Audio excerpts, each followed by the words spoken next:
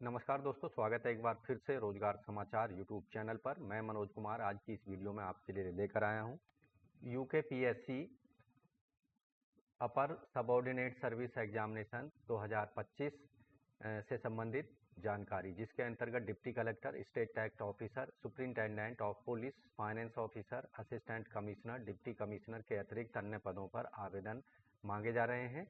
अंतिम तिथि है 27 मई 2025 तक। तो नोटिफिकेशन इसके लिए आज ही जारी किया गया है। वैकेंसी हैं टोटल 123।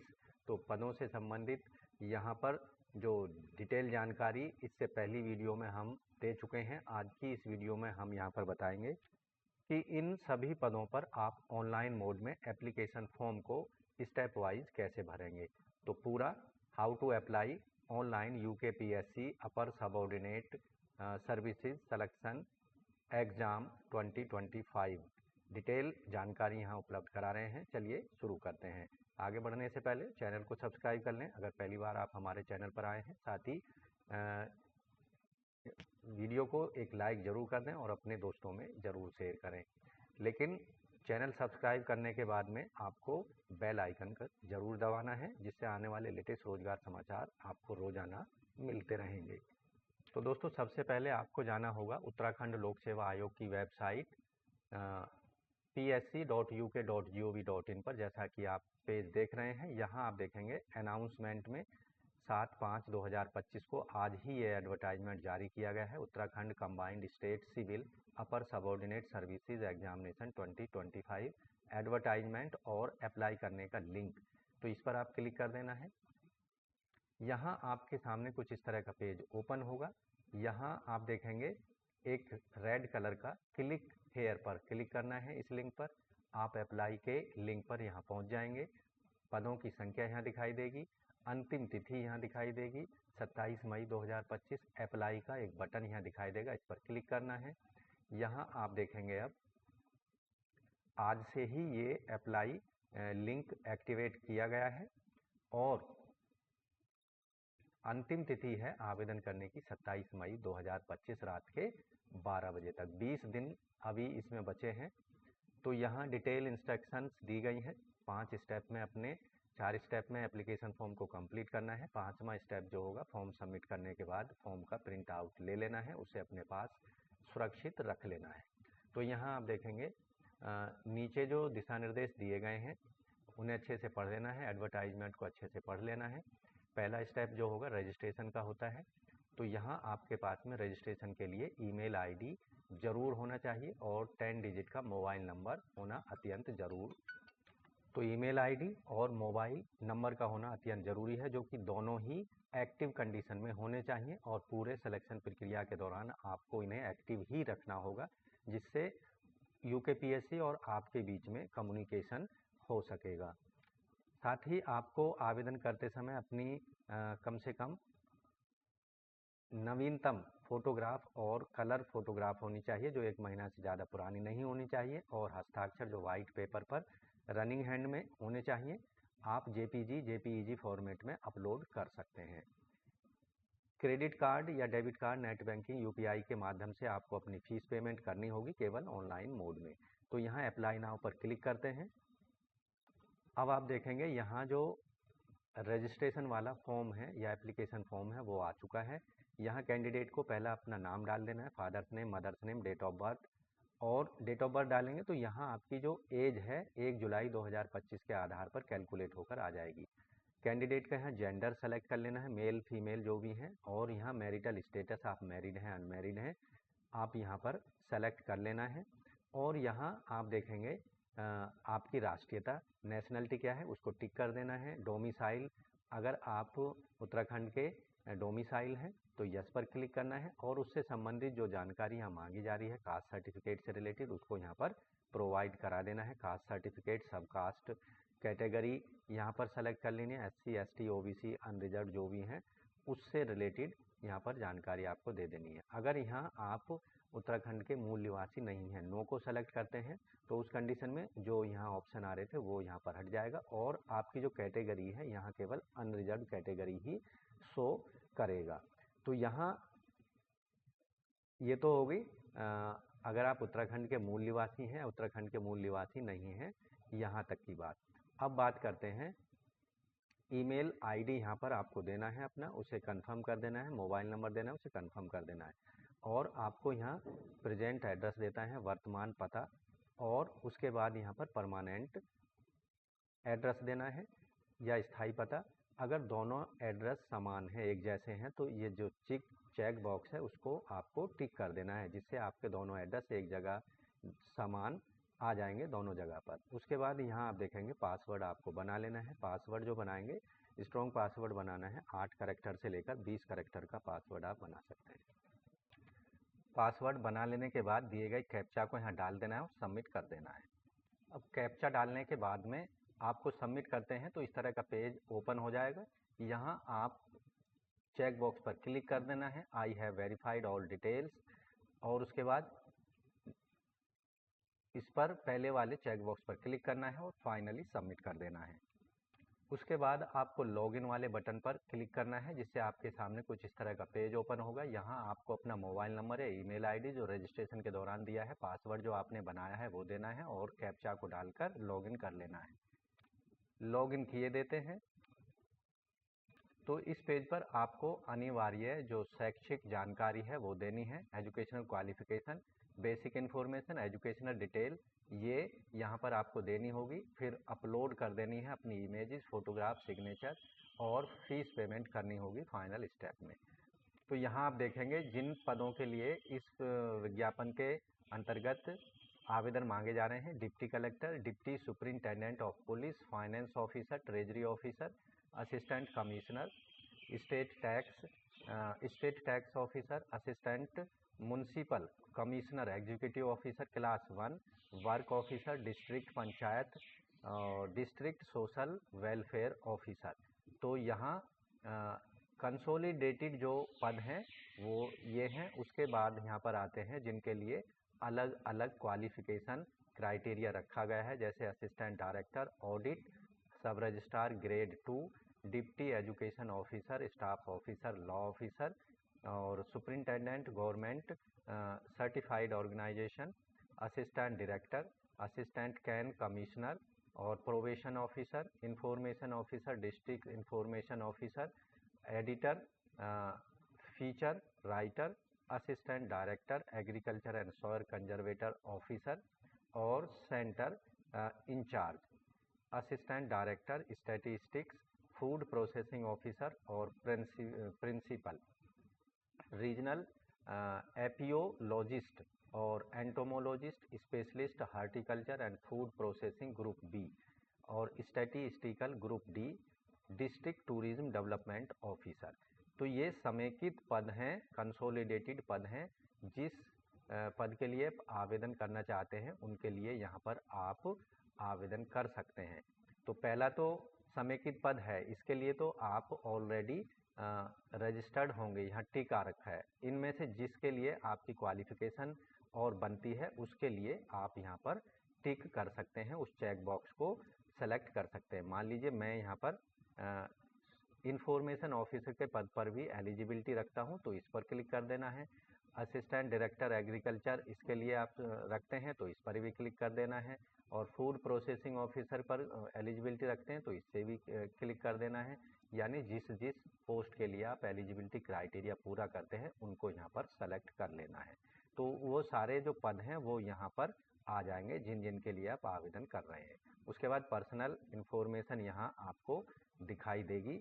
परीक्षा का नाम, उत्तराखंड कंबाइंड स्टेट अपर सबऑर्डिनेट सर्विस एग्जाम, आपका नाम दिखाई देगा, आपके माता पिता का नाम दिखाई देगा। उसके बाद यहाँ एसेंशियल एजुकेशनल क्वालिफिकेशन आपको देनी होगी, सेलेक्ट कर लेना है। प्रकार, योग्यता का प्रकार कैसा है, पोस्ट ग्रेजुएशन है कैसा है, तो पोस्ट ग्रेजुएशन मांगा गया है यहाँ पर। कम से कम डिग्री होनी चाहिए। समेकित जो पहले वाले यहाँ पर ये जो पहला वाला ऑप्शन है समेकित पोस्ट, इसमें पोस्ट क्रमांक 1 से लेकर 8 तक के लिए, इनके लिए केवल ग्रेजुएशन होनी चाहिए आवेदक के पास। उसके बाद यहाँ डिग्री का नाम सेलेक्ट कर लेंगे, क्या कौन सी डिग्री है आपके पास में वो यहाँ पर सेलेक्ट कर लेना है। उसके बाद यहाँ किस बोर्ड से आपने उसको हासिल किया है, किस यूनिवर्सिटी से आपने डिग्री ली है, तो उस डिग्री को यहाँ पर सेलेक्ट कर लेना है, स्टेट का नाम। उसके बाद यहाँ आपको सेलेक्ट कर लेना है विश्वविद्यालय बोर्ड, किस विश्वविद्यालय से या यूनिवर्सिटी से आपने उस जो डिग्री है उसको लिया हुआ है। तो यहाँ पर हमने सेलेक्ट कर ली, और जारी करने की तिथि यहाँ पर आपको सेलेक्ट कर लेनी है कि किस तिथि को उस डिग्री को जारी किया गया है। मान लीजिए मेरी डिग्री इस तिथि को जारी की गई है, और यहाँ पर सेलेक्ट कर लेना है फर्स्ट विषय। यहाँ पर एक विषय को सेलेक्ट कर लेना है। उसके बाद यहाँ आपको सेलेक्ट कर लेना है अंक का प्रकार, किस प्रकार के अंक दिए गए हैं, CGPA, CPI या ग्रेड या मार्क्स या नॉट एप्लीकेबल। तो यहाँ पर मार्क्स सेलेक्ट कर लेंगे। तो यहाँ पर आप देखेंगे प्राप्तांक यहाँ पर दे देने हैं, आपको कितने प्राप्तांक मिले हैं। मान लीजिए मेरे 1150 मार्क्स मिले हैं। अब मैक्सिमम मार्क्स यहाँ पर डाल देना है, कितने में से, मान लीजिए मुझे 1500 में से मिले हैं। तो यहाँ आपकी परसेंटेज कैलकुलेट होकर आ जाएगी। ऐड एजुकेशनल क्वालिफिकेशन, इसके अलावा अन्य क्वालिफिकेशन ऐड करना चाहते हैं तो इस पर आपको क्लिक कर देना है।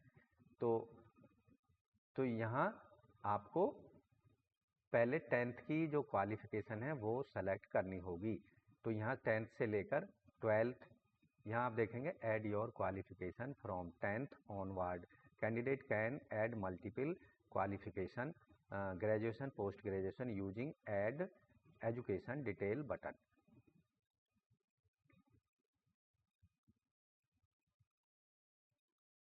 टेंथ की एजुकेशनल डिटेल डालने के बाद ऐड एजुकेशनल क्वालिफिकेशन की यहाँ पर डिटेल डाल देंगे, यहाँ सेलेक्ट कर लेंगे। अब यहाँ देखेंगे, यहाँ जो आपकी क्वालिफिकेशन जो आप ऐड करते हुए जा रहे हैं उसकी डिटेल यहाँ पर आ जाएगी। पासिंग ईयर्स आ गया, टोटल मार्क्स और ऑब्टेन मार्क्स, और आपकी परसेंटेज यहाँ डिटेल दिखाई देगी। उसके बाद 12th की एजुकेशन यहाँ पर देनी है, और यहाँ पर स्टेट सेलेक्ट कर लेना है जिस एजुकेशन बोर्ड से आपने एजुकेशन हासिल की है।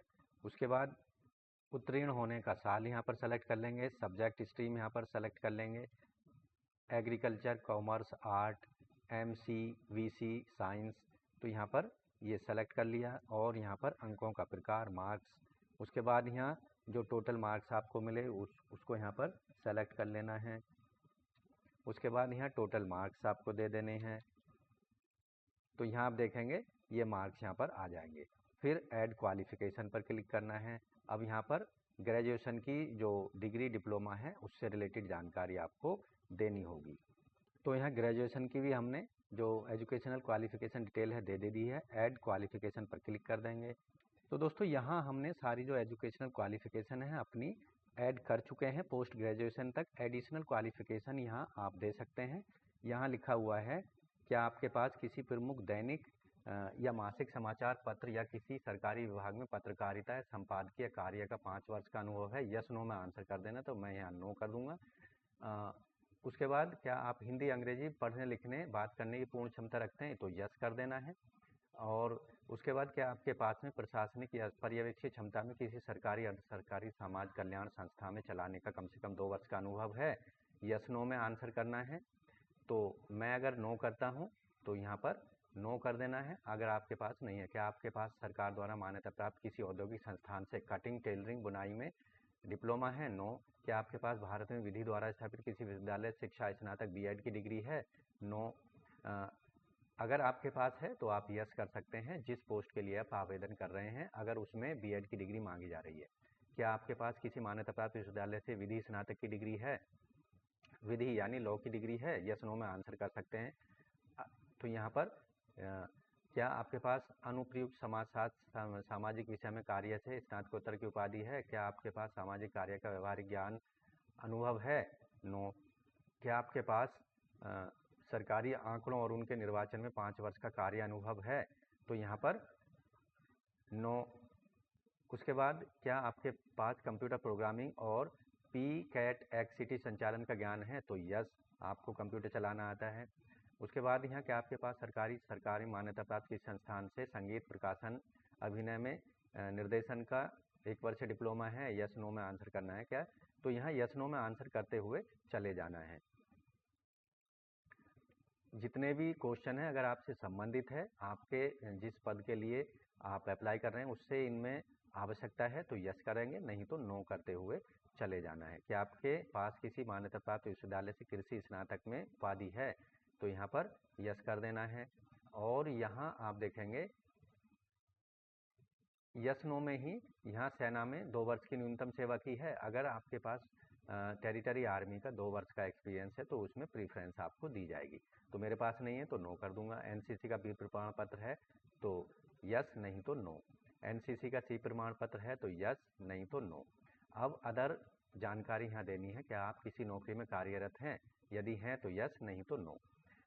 और एग्ज़ाम सेंटर यहाँ पर सेलेक्ट कर लेना है, कहाँ पर आप अपना एग्ज़ाम सेंटर रखना चाहते हैं। मान लीजिए मैं पहला देहरादून और दूसरा एग्ज़ाम सिटी यहाँ पर हरिद्वार, तो यहाँ पर 2 ऑप्शन आप दे सकते हैं। इनमें कोई भी बाद में चेंजिंग संभव नहीं होगी, इसलिए आपको अपने एग्ज़ाम सेंटर बड़ी सावधानी से सेलेक्ट करने हैं। क्या आपके पास कोई आपराधिक मामला लंबित है? नो। उसके बाद क्या यूपीएससी अन्य लोक सेवा आयोग द्वारा आयोजित परीक्षा वंचित ब्लैक लिस्टेड है? नो। उसके बाद यहाँ पर कैंडिडेट आईडी प्रूफ आपको अपलोड करना होगा। आईडी प्रूफ यहाँ पर सेलेक्ट कर लेना है, वोटर आइडेंटिटी कार्ड या फिर पैन कार्ड या ड्राइविंग लाइसेंस या फिर आधार कार्ड। तो यहाँ पर एक सेलेक्ट कर लेना है कोई सा, और आईडी प्रूफ का यहाँ पर प्रमाण पत्र आपको दे देना है। अगर आप कोई क्वालिफिकेशन गलत सेलेक्ट कर लेते हैं और जब सबमिट करते हैं तो यहाँ कुछ इस तरह का मैसेज डिस्प्ले होगा, bachelor of law degree is not found in the education detail. तो यहाँ इसको आपको रेक्टिफाई कर देना है। तो यहाँ आप देखेंगे हमने विधि स्नातक बैचलर ऑफ लॉ वाला जो ऑप्शन है यस सेलेक्ट किया हुआ था, इसको नो कर देना है। अब यहाँ जो आपका एजुकेशनल क्वालिफिकेशन वाला जो कॉलम है वो पूरा हो चुका है। अपलोड इमेजेस वाले पर हम पहुँच चुके हैं। आपको अपना नवीनतम कलर फोटोग्राफ और हस्ताक्षर अपलोड करना होगा। यहाँ आप देख रहे हैं आपका जो नवीनतम फोटोग्राफ है सामने के चेहरे के साथ होना चाहिए। अपलोड की गई 2 फाइलों की जांच कर लेना। यदि आप पाते हैं कि आपने सही नवीनतम फ़ोटो सामने के चेहरे के साथ और हस्ताक्षर फाइलें अपलोड नहीं की हैं तो कृपया सही फाइलों को दोबारा से अपलोड कर लें। तो यहाँ आपको फ़ोटो और सिग्नेचर अपलोड करने होंगे सेलेक्ट फाइल करके। तो ये अपलोड किए देते हैं हम एक बार। यहाँ पर क्या करना है, आपको चूज़ फाइल पर जाना है। तो यहाँ आप देखेंगे जो फ़ोटो का अधिकतम साइज़ है 30 KB से छोटा होना चाहिए और जो सिग्नेचर का साइज़ है वो 20 KB से छोटा होना चाहिए, तभी फाइल अपलोड हो पाएगी। अब यहाँ हमने फ़ोटो और सिग्नेचर दोनों अपलोड कर दिए हैं, कंटिन्यू पर क्लिक कर देना है। अब यहाँ एक कन्फर्मेशन बॉक्स आ चुका है, इस पर आपको टिक करना है और कंटिन्यू पर क्लिक कर देना है। अब दोस्तों यहाँ बेसिक इन्फॉर्मेशन कंप्लीट हो चुके हैं, एजुकेशनल डिटेल भी कंप्लीट हो चुकी है, अपलोड इमेजेस भी कंप्लीट हो चुका है और मेक पेमेंट जो कि लास्ट का स्टेप बचा हुआ है। अब आपको फ़ीस पेमेंट करनी है। यहाँ आप देखेंगे 150 रुपये फ़ीस पेमेंट करनी होगी, क्योंकि जर्नल कैंडिडेट्स के लिए 150 रुपये, प्रोसेसिंग चार्जेज यहाँ पर हैं 16 रुपये 36 पैसे, टोटल फ़ीस हो जाती है 166 रुपये 36 पैसे। तो ये फ़ीस आपको पेमेंट करनी है। यहाँ आपकी जो डिटेल है वो दिखाई देगी और यहाँ आपका जो पूरा ब्यौरा है, जिस पदों के लिए आप आवेदन कर रहे हैं उनकी डिटेल दिखाई देगी इस पेज पर, और आपका एड्रेस दिखाई देगा और एजुकेशनल क्वालिफ़िकेशन यहाँ चेक कर सकते हैं। इसके साथ ही यहाँ आप देखेंगे जो अन्य जो डिटेल आपने प्रोवाइड कराई है वो यहाँ पर दिखाई देगी। तो यहाँ पर चेक बॉक्स को क्लिक कर देना है और उसके बाद प्रोसीड पर क्लिक करना है पेमेंट के लिए। तो यहाँ आप देखेंगे credit card, debit card, net banking या यूपीआई से अपनी फ़ीस का पेमेंट कर सकते हैं। पे now and complete your transaction with in 5 minute. तो 5 मिनट का समय पेमेंट करने के लिए दिया जाएगा और आपकी जो फ़ीस है वो 24 घंटे में यहाँ रिफ्रेश हो जाएगी। तो do not try make to refresh payment. तो आपका जो रिफ्रेश बटन है उसको आपको नहीं प्रेस करना है। तो पे नाउ पर क्लिक करना है। यहाँ आप देखेंगे pay through easy EMI with HDFC bank, यहाँ EMI का भी ऑप्शन है। या फिर आप यहाँ देखेंगे यहाँ ऑप्शंस दिए गए हैं। आप अपना कार्ड का नंबर यहाँ दे सकते हैं और कार्ड का जो CVV है वो यहाँ दे सकते हैं। इसके साथ ही अगर आप किसी दूसरे मेथड का इस्तेमाल करना चाहते हैं अगर किसी दूसरे ऑप्शन का इस्तेमाल करना चाहते हैं तो यहाँ जो ये लोगो दिया गया इस पर आपको क्लिक करना है ऑप्शन वाले बटन पर, और यहाँ रोजर पे इस पर आपको क्लिक कर देना है। तो यहाँ आप देखेंगे रोजर पे टर्म्स ऑफ सर्विस आप देख सकते हैं। तो दोस्तों यहाँ पर आपको अपने कार्ड से रिलेटेड डिटेल वो प्रोवाइड करा देनी है, या फिर अन्य ऑप्शंस का आप इस्तेमाल कर सकते हैं। ये जो एरो दिया गया इस पर आप जाएंगे तो यहाँ पर QR कोड भी इस्तेमाल कर सकते हैं, आप वाया कार्ड का इस्तेमाल कर सकते हैं, via card, HDFC debit card, credit card. उसके बाद यहाँ और अन्य ऑप्शंस दिए गए हैं, UPI का इस्तेमाल कर सकते हैं, नेट बैंकिंग का इस्तेमाल कर सकते हैं। तो यहाँ UPI का इस्तेमाल करने के लिए इस पर आपको क्लिक करना है। यहाँ QR कोड को आप स्कैन कर सकते हैं, या फिर अपना जो UPI ID है वो यहाँ पर डालकर अपनी फीस को पेमेंट कर सकते हैं। UPI डालना है और कंटिन्यू पर क्लिक कर देना है। तो इस तरह से दोस्तों उत्तराखंड लोक सेवा आयोग UKPSC अपर सबऑर्डिनेट सर्विस एग्जामिनेशन 2025 के लिए आप अपनी एप्लीकेशन फीस और एप्लीकेशन फॉर्म को इस तरह से स्टेप वाइज आप सबमिट करा सकते हैं। तो दोस्तों इस वीडियो के दौरान हमने बताया कि UKPSC अपर सबऑर्डिनेट सर्विस सिलेक्शन कमीशन के अंतर्गत जो एग्जामिनेशन 2025 के लिए आयोजित किया जा रहा है उसके लिए ऑनलाइन मोड में आज से एप्लीकेशन फॉर्म शुरू हो चुके हैं। इस वीडियो के दौरान हमने संपूर्ण एप्लीकेशन फॉर्म भरने का तरीका बताया है। आशा करते हैं ये तरीका आपको अच्छे से समझ आ गया होगा, इसलिए वीडियो को एक लाइक ज़रूर कर दें, अपने दोस्तों में शेयर कर दें। अगर आप भी इन पदों से संबंधित एजुकेशनल क्वालिफिकेशन क्राइटेरिया को पूरा करते हैं तो आज ही अपने एप्लीकेशन फॉर्म और फीस को केवल ऑनलाइन मोड में आप ज़रूर सबमिट कराएं। अंतिम तिथि का इंतज़ार नहीं करना है, क्योंकि अंतिम तिथि में कई बार जो सिस्टम है वो हैंग हो जाता है और हो सकता है आपका एप्लीकेशन फीस और एप्लीकेशन फॉर्म दोनों ही सबमिट ना हो पाए। तो आज ही अपने एप्लीकेशन फॉर्म को और फीस को ऑनलाइन मोड में ज़रूर सबमिट करा दें। तो मिलते हैं एक नई जानकारी लिए हुए नई वीडियो में, तब तक के लिए धन्यवाद। आपका दिन शुभ हो।